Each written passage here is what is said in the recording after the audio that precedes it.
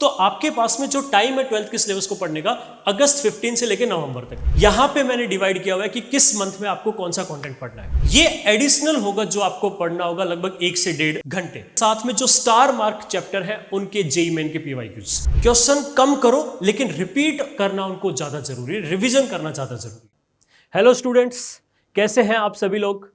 तो आज हम डिस्कस करने वाले हैं जो आपका अपकमिंग जेईई एग्जाम है उसके लिए केमिस्ट्री के कंप्लीट सिलेबस को कैसे मैनेज करना है, कैसे पढ़ना है before the upcoming January attempt, right. तो हमारे पास लगभग 7 महीने हैं बच्चों। इन 7 महीनों में केमिस्ट्री के पूरे सिलेबस को कंप्लीट भी कर सकते हैं आप, और साथ में आप पीवाईक्यूज भी कर सकते हैं जेईई मेंस और जेईई एडवांस के, और साथ में आप रिवीजन भी कर सकते हैं।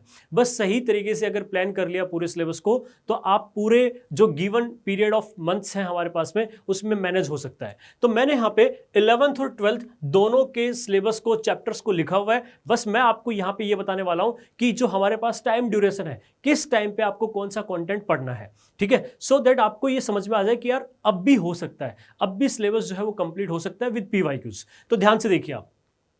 सबसे पहले बात करें क्लास 11th के केमिस्ट्री सिलेबस की, तो क्लास 11th में आपके पास में ऑर्गेनिक के अंदर ये वाले चैप्टर्स हैं। इनऑर्गेनिक में पीरियोडिक टेबल, केमिकल बॉन्डिंग ही रखा है मैंने, और फिजिकल केमिस्ट्री के अंदर mole concept, concentration term, redox and atomic structure, chemical equilibrium, right. तो इसके बाद में अगर 12th की बात करें तो 12th का जो सिलेबस है वो थोड़ा सा ऑफकोर्स ज़्यादा है। 12th के पार्ट से चैप्टर ज़्यादा आते हैं, नंबर ज़्यादा आते हैं मतलब पेपर के अंदर। तो अगर बात करें हाइड्रोकार्बन को मैंने 12th में लिया है, देयर इज सम रीजन, क्योंकि उसमें रिएक्शन वाला पार्ट है, और रिएक्शन वाला पार्ट मोस्टली हम लोग 12th में ही पढ़ते हैं। तो सारे 12th वाले पार्ट को, रिएक्शन वाले पार्ट को एक साथ रखा हुआ है। Halo alkane, hello Erin, alcohol, phenol, ether, aldehyde, ketone and carboxylic acid, amines, biomolecule. ये स्टार क्यों लगे हुए हैं अभी बात करेंगे इसके बारे में। और उसके बाद आप देख सकते हैं inorganic chemistry, coordination compound very important, D and F block element, P block और सॉल्ट एनालिसिस। फिजिकल केमिस्ट्री में सॉल्यूशन है, केमिकल काइनेटिक्स है, थर्मोडायनेमिक्स है, आयनिक इक्विलिब्रियम, और लास्ट में है इलेक्ट्रोकेमिस्ट्री, राइट। तो इलेक्ट्रोकेमिस्ट्री भी बड़ा ही इंपॉर्टेंट चैप्टर है बच्चों। तो इसमें आप देखिए यहां पे मैंने डिवाइड किया हुआ है कि किस मंथ में आपको कौन सा कंटेंट पढ़ना है। सबसे पहले जो अभी लगभग जून का मिड जा चुका है, तो जो रिमेनिंग जून का मंथ है वो, और साथ में जुलाई कंप्लीट, और लगभग 15 अगस्त तक आपको कंप्लीट 11th का जो केमिस्ट्री का सिलेबस है वो कर देना है, राइट। 11th का सिलेबस केमिस्ट्री का कंप्लीट कर देना है। अब आप इसको मैनेज कर सकते हैं, लगभग 2 महीने का आपके पास समय है। 2 महीने में ये वाले चैप्टर आपको करने हैं बस। जो आपका सिलेबस बच्चों अभी चल रहा है, मतलब आप जहां भी पढ़ रहे हैं वहां पे सिलेबस जो चल रहा है वो होमवर्क तो साथ साथ करना ही है। ये एडिशनल होगा जो आपको पढ़ना होगा लगभग 1 से 1.5 घंटे, राइट। 1 to 1.5 आवर आप इस वाले टाइम को देंगे, इस वाले कंटेंट को देंगे, तो ये होगा कि आपका ये जो 11th क्लास का सिलेबस है ये साथ साथ कवर हो रहा होगा आपका, राइट। तो यहां पे देखिए आपको क्या क्या करना है। GOC, chemical bonding, atomic structure और मोल कॉन्सेप्ट, इनके आपको जेईई मेन के पीवाईक्यूज भी करने हैं। बाकी सबके क्वेश्चन नहीं करने का सर, बाकी सबके भी करने हैं। बाकी सबके आप एक एक्सरसाइज लगा सकते हैं। एक एक्सरसाइज मतलब अगर मैं एलन के मॉड्यूल की बात करूं तो वहां पे ओवन है, तो ओवन लगा सकते हैं, राइट। तो सभी चैप्टर्स की ओवन, और साथ में जो स्टार मार्क चैप्टर है उनके जेईई मेन के पीवाईक्यूज। जेईई मेन के पीवाईक्यू हालांकि हमने बाद में भी रखे हुए हैं, बट इन चैप्टर्स के अगर 2 बार हो जाएंगे तो आई थिंक ज्यादा बेनिफिशियल होगा वो, क्योंकि कुछ चैप्टर ऐसे होते हैं जो ज्यादा वेटेज वाले होते हैं, तो उनको आप 2 बार भी कर लेते हैं तो that will be like better.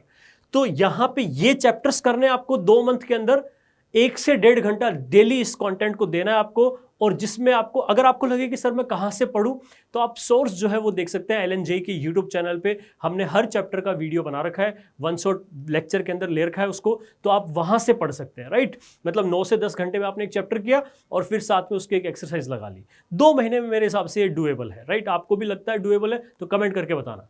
उसके बाद बात करते हैं क्लास 12th की। देखिए अभी आपका 12th का सिलेबस ही चल रहा होगा, लेकिन 12th के सिलेबस में कुछ चीज़ें ऐसी हैं जो पहले हो चुकी हैं, पढ़ना तो वो भी पड़ेगा। तो आपके पास में जो टाइम है 12th के सिलेबस को पढ़ने का अगस्त 15 से लेकर नवंबर तक। अभी जो 12th का सिलेबस चल रहा है वो तो चलता ही रहेगा, जो आपके कोचिंग में चल रहा है वो तो आपको पैरेलली पढ़ना ही है, लेकिन साथ में 1 से 1.5 घंटा आप अगस्त 15 से लेकर नवंबर तक निकालना स्टार्ट कर देना। जो चैप्टर पहले हो गए हैं, लाइक जो अप्रैल में हो गए थे, मई में हो गए थे, मार्च में हो गए थे, उनको स्टार्ट कर देना आप पढ़ना, राइट। तो सारा 12th का सिलेबस, जो ये 12th का सिलेबस मेंशन्ड है, ये आपको करना है। अगेन एक एक्सरसाइज करेंगे और साथ में जो स्टार मार्क चैप्टर हैं उनके जेईई मेन के पीवाईक्यू करेंगे। हम क्वालिटी पे ध्यान देना चाहते हैं। ऐसा नहीं है कि आप बहुत ज़्यादा पढ़ रहे हैं लेकिन दिमाग में बहुत कम चीज़ें रहती हैं। तुम्हें याद हो, अगर तुमने बहुत सारे चैप्टर पहले पढ़ लिए हैं लेकिन अभी भी कोई इजी क्वेश्चन आता है तो उसमें आप अटक जाते हैं, बिकॉज क्वालिटी पे ध्यान नहीं दिया। क्वेश्चन कम करो लेकिन रिपीट करना उनको ज्यादा जरूरी है, रिवीजन करना ज्यादा जरूरी है। तो यहां पे ऑर्गेनिक केमिस्ट्री, इनऑर्गेनिक और फिजिकल, आपके पास में जो ये टाइम ड्यूरेशन है, इस टाइम ड्यूरेशन में आप डिवाइड अपने हिसाब से करिए।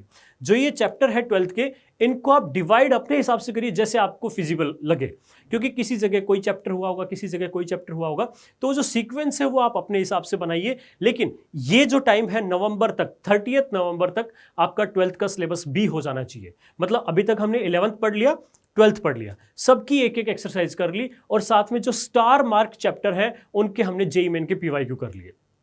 And that is done along with the coaching, along with the homework of the coaching। जो हमें कोचिंग से होमवर्क मिलता है वो साथ साथ मैनेज हो रहा है। उसके अलावा 1 से 1.5 घंटा हम डेली निकालेंगे इस वाले पार्ट को कवर करने के लिए।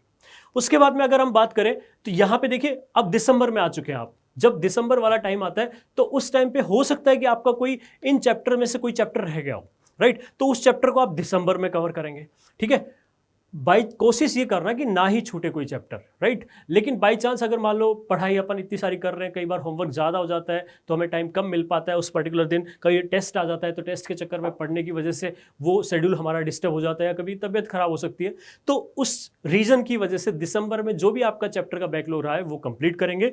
और साथ में जेईई मेंस के 24 और 25 के पीवाईक्यू एवरी चैप्टर के लगाने हैं आपको, चैप्टर वाइज 2024 और 2025 के चैप्टर वाइज पीवाईक्यू आपको लगाने सभी चैप्टर्स के, और साथ में जेईई एडवांस के क्वेश्चन भी लगाने हैं। देखो, अगर आप जेईई मेन के पर्सपेक्टिव से भी पढ़ते हैं तो केमिस्ट्री में जेईई एडवांस की पीवाईक्यू लगाने में कोई बुराई नहीं है, क्योंकि केमिस्ट्री में आप देखेंगे सिमिलर चीजें ही होती हैं। इनऑर्गेनिक और ऑर्गेनिक में तो खासकर वही चीजें एडवांस में दिखती है, वही चीजें मेंस में, बस एडवांस में थोड़ा कैलकुलेटिव पार्ट आ जाता है, थोड़ा क्वेश्चन लेंदी आ जाता है। लेकिन अगर आप शॉर्ट टुकड़ों में देखेंगे तो वही चीजें होती है जो जेईई मेंस में होती है। मतलब मैं कह सकता हूं 4-5 क्वेश्चन को एक साथ क्लब कर दिया जाए तो एक जेईई एडवांस का बढ़िया क्वेश्चन बन जाता है। 4-5 कॉन्सेप्ट को ऐड कर दिया जाए तो एक जेईई एडवांस का क्वेश्चन बन जाता है। साथ में न्यूमेरिकल मतलब प्रॉब्लम भी वो ऐड कर देते हैं, परसेंटेज, यील्ड, कितना ग्राम बना, ये सब। उसके बाद में बात करते हैं जनवरी की। तो जनवरी विल बी द मंथ जिसमें आपका एग्जाम होगा फर्स्ट अटेम्प्ट का। इसमें आपको क्या करना है बच्चों, 2026 के जो पेपर्स हैं उनको आपको एज ए मॉक देना है। 2026 के पेपर को आपको एज ए मॉक देना है, ये बड़ा जरूरी है, राइट? तो 2026 के पेपर अच्छे भी थे, आप उनको मॉक देंगे तो आपकी प्रिपरेशन अच्छी भी होगी, और साथ में रिवीजन भी चलता रहना चाहिए, राइट? रिवीजन तो उस टाइम पे करते ही रहेंगे हम लोग, क्योंकि हमारा सिलेबस 11th 12th कंप्लीट हो चुका है, और साथ में आप पढ़ रहे हैं तो वहां से भी पढ़ रहे हैं, और 12th ही अलग से भी पढ़ेंगे, तो आई थिंक ठीक ठाक तरीके से कवर हो जाएगा आपका 11th और 12th, और साथ में एक एक्सरसाइज भी हो जाएगी और साथ में पीवाईक्यूज भी हो जाएंगे। I think that much will be enough बच्चों।